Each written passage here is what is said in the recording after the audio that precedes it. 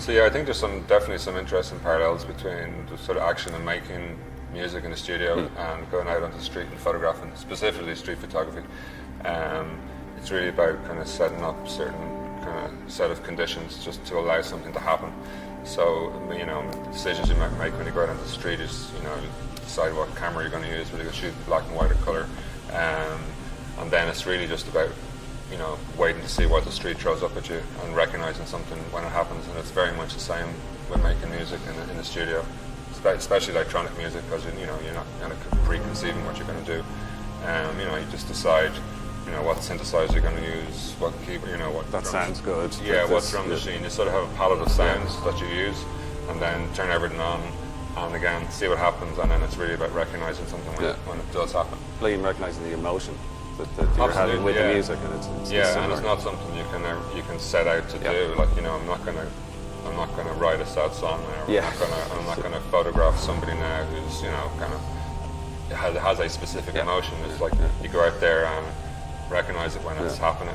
And I think this has really come out in the work somehow. I mean, it wasn't your drive in terms of taking the photographs, but I think that's come out. And although the three series in the Dublin trilogy were sort of all taken around the same time, over, not entirely, but, you know, around a 3-year, 4-year more or less, block, or the core photographs at least, and that out of them appeared the series, you know, quite sort of self-defined almost. And it's like with, just in terms of music, you know, it's like with the eye photographs, which individually seem quite still, it's like a pause.